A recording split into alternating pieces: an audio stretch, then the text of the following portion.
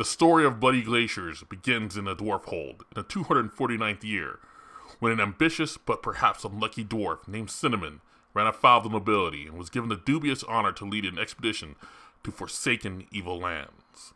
Cinnamon saw an opportunity and founded the Spear of Shelter. They gathered what supplies they could, a wagon, and a great deal of gumption, and set out. On the 15th of Granite, in the early spring of the 250th year, the Spear of Shelter found their site for Bloodyglaciers, the ancient Black Fortress knowledge of winters, or as the dwarves know it, Nasir, Sustash Durgis Hudmastar, Om Tal. And here we see the dwarves have arrived, all 7 of them, with a few animals, some supplies, and a wagon, and they will make do and create a great fortress. And here we have the no-nonsense leader, Cinnamon, a simple dwarf who likes to get things done. Time will tell if he has what it takes to lead these dwarves. Nicknamed Goldie for her long, lustrous golden hair, she was one of the first to join the Spear Shelter and is looking for an opportunity to make a name for herself out in these frozen, forsaken wastes. Another miner, Gray, is looking for an opportunity to make a name for himself out here and perhaps create something great that will last generations. A peasant warrior from the dwarf hold, nicknamed Dude Bro. He has come here to seek his fortune with his blade and master the axe and become a great warrior, and hopefully not die in the process. Even a farmer can seek adventure, and Toddy was always adventurous, well, in his own way. He came along so that he could see what there was to be seen, and hopefully make a name for himself. One of the more prickly members, Thorns, is a skilled miner, and although she's not here for glory, she does like wealth and being left alone.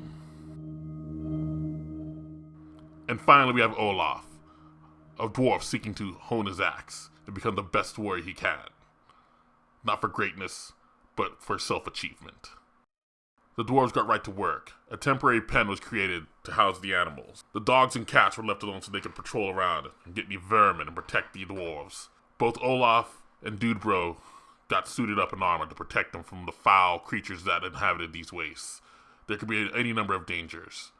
While the rest of the dwarves began mining out the initial structure that they would need to survive in this deadly waste. Thorns, Goldie, and Gray would do the bulk of the work, cutting through the ice and rock, preparing a central area, and an area that they would have to store many of their goods, though that would be on the layer with ice. The living area would be in the rock, much more familiar to the dwarves, and much more useful for them. Time was not on their side. Besides the frigid cold, there were wild beasts, wild animals, dangerous animal men, and worse that haunted these wastes. Plus, these lands were haunted by a sinister and evil aura that produced all kinds of freakish and terrifying weather and effects. It would not do to be caught outside without shelter for long. As the basic structure took form, the dark clouds started to set in. But there was something unsavory and sinister about these clouds, and the howling wind seemed like screams of the damned. This was an evil place, and for a moment even Cinnamon doubted that they would survive long here. Perhaps they would survive not at all. Maybe this was truly a fool's errand. But the miners never relented, and they persisted.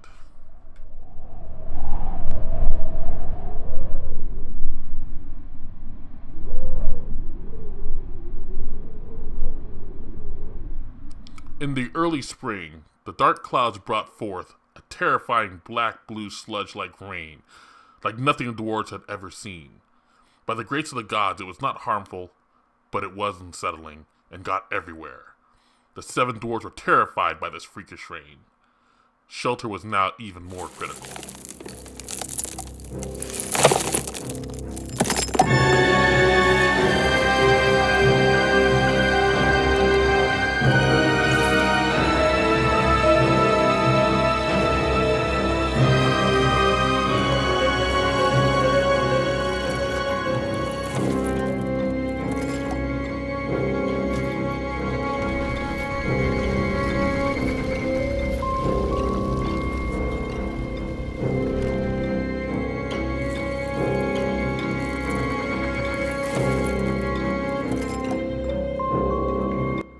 The sludge storm seemed to last for days.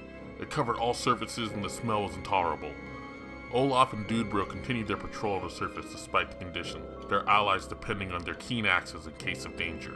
The animals were unnerved, and the dwarves worked quickly to unpack their wagon and move what few possessions they had into the underground outpost.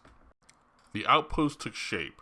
A small office was carved out for Cinnamon to act as manager and expedition leader, and in time the bookkeeper as well, as he was the best dwarf for the job.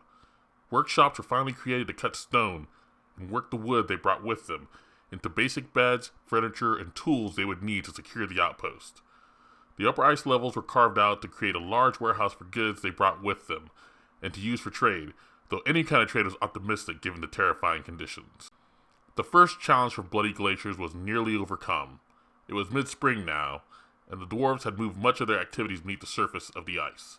Runes would need to be carved, the animals moved, and of course necessities such as food taken care of. But all things great would have humble beginnings. The dwarves were proud they had come this far, and the earth was rich with resources they could exploit. On the surface, though, the sludge storm raged, but by now the wagon was empty of nearly all its supplies. All that was needed was for it to be dismantled, as wood could be put to better use elsewhere, in the burgeoning fortress.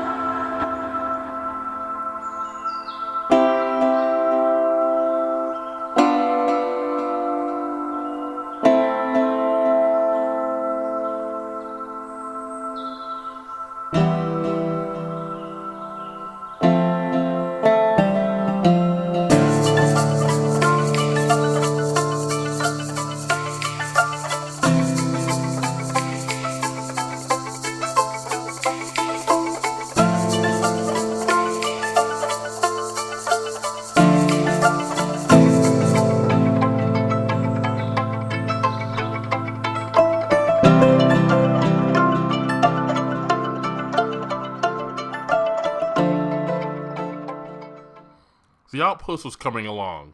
The animals were now being brought down to their new habitat, safe from the cold, safe from the dangers of the upper world, and the dwarves were making a good go of it now. Things were going well for them. As a matter of fact, perhaps a little too well. As the old sages say, the night is dark and full of terrors, my friends.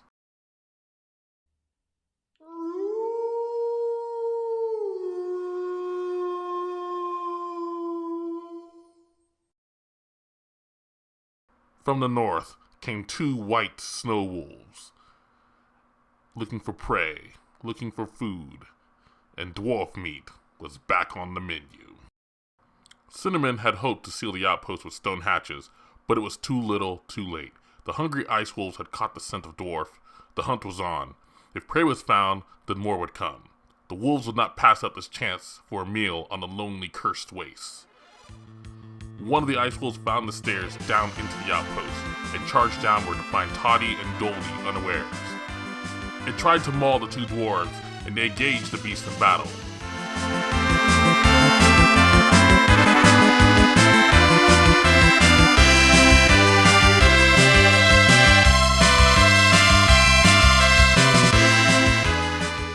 But one of the loyal animals, a stray cat, charged at the wolf and was able to buy time for the two dwarves to flee.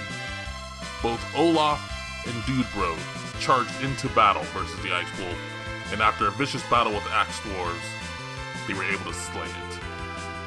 There was silence until dwarves went to the surface and found the corpse of Toddy, the sole farmer for the outpost. More wolves had found him. It was a gruesome sight, and even more important, the fortress had suffered their first loss. Good night, sweet prince, and rest well, Toddy. You will not be forgotten.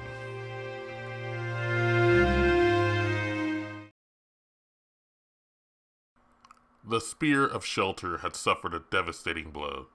Cinnamon took it hard as he felt responsible for the death for not securing the outpost sooner.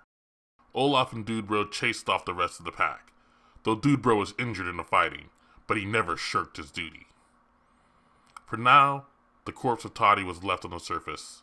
The freezing cold would preserve it, but the dwarves would not leave their friend to linger for long. They crafted a stone sarcophagus and cut out a tomb for Toddy. A somber task completed quite quickly. Once finished, the sarcophagus was moved to the tombs and prepared to hold Toddy's corpse. Once entombed, the dwarves sang a dirge to usher his soul onto its just reward, a stark reminder that such a fate could await any of them if they were complacent in their duties. With their focus drawn to their departed friend, the dwarves had allowed some of the food to rot in their kitchen. Such rot was dangerous. It could harm the dwarves, make them sick, make other food rot, and so they would need to dispose of it quickly. A refuse pit was made, and whatever was rotten was quickly ushered down there and away from the stocks that were still good. Life must go on in the fortress. Stone hatches were locked into place. There would not be a repeat of the wolf attack in the future.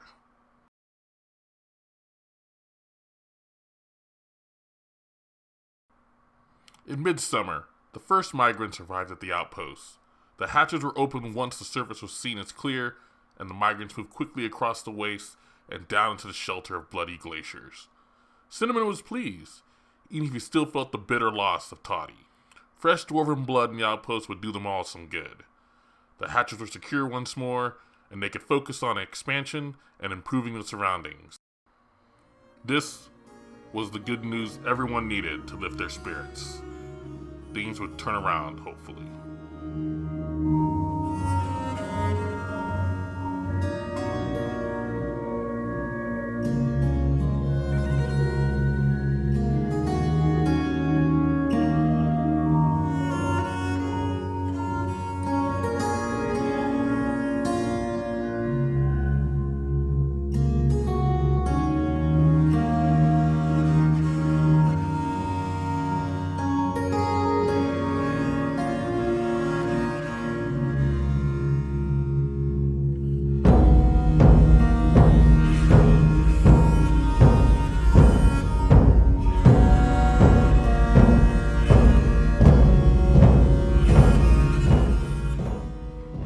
With next year's trade set up, Cinnamon set about guiding other projects, such as creating a reservoir for water, as the fresh drinking water would be in short supply if they did not source it from somewhere.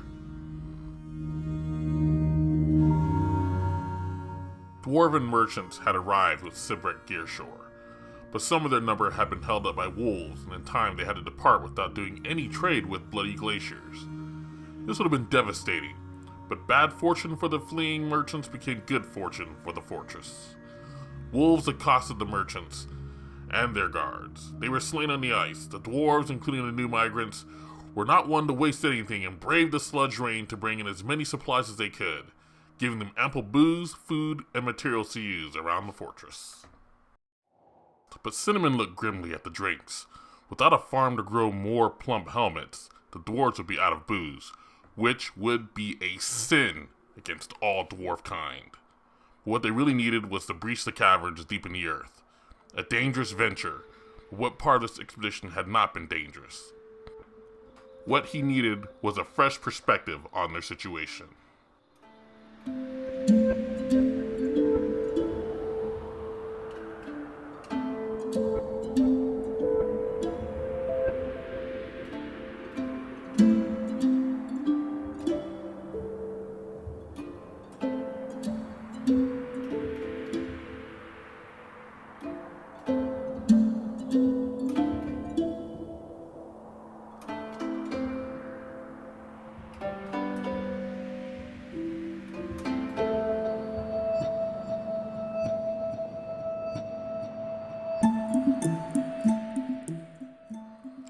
In the late winter, the caverns were breached.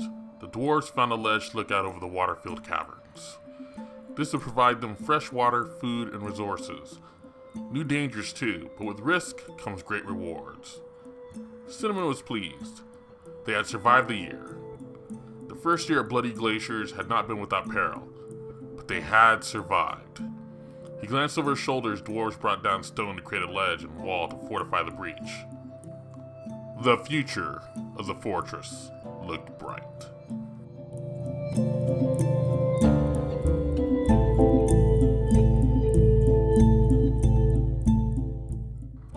Alright, so I just want to take a few moments to kind of just go over what... So this is kind of more story-based, I would say, let's play of Dwarf Fortress. I hope everyone enjoyed it. I tried to give it a narrative and try to build up some events that had happened. Try to give, specific characters. Give them a little bit of artwork, a little pizzazz. I don't know if people will like it, if they enjoy it. It was really fun to put together. I've actually already done the next year of it. Like, I've already recorded it, but I just kind of want to see how this one does, but I'll definitely get it up there.